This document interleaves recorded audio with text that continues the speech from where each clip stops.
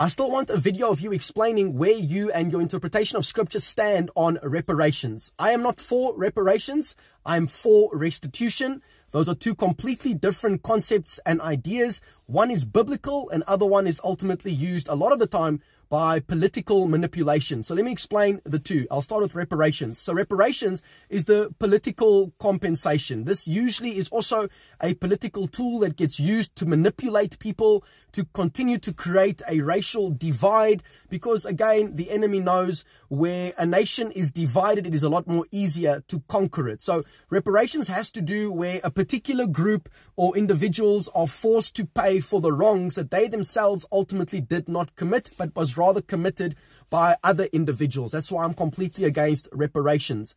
I'm for restitution, and that is the biblical justice, where restitution is where an individual has wronged another individual or a group has wronged another particular group, and therefore they are then convicted on the inside by the one true living God as God's word is ultimately being preached. They are convicted on the inside of the wrong that they have done, and therefore they go and make right with the particular group or individual that they have ultimately wronged. Both you as well as myself, we've done this towards other people. We've both been harmed as well as we've also caused harm at some point in the lives of other people. You and I are therefore ultimately responsible as individuals, not collectively, but you and I are ultimately responsible as individuals to go and ultimately make right. That's why I'm a firm supporter of the TRC, which happened in 1994.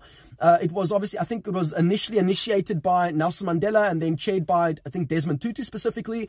And basically what the purpose of the Truth and Reconciliation Committee or Commission was, is that it ultimately existed in order to bring those that were harmed and to confront them with the individuals that ultimately harmed them, so that there can be reconciliation that ultimately takes place. Because the proper godly way moving forward is to choose forgiveness and not revenge. Because again, you cannot build a country on reparations. You cannot transform a country through reparations, which is usually forced upon people. And we see this happen through, for example, the racial policies today.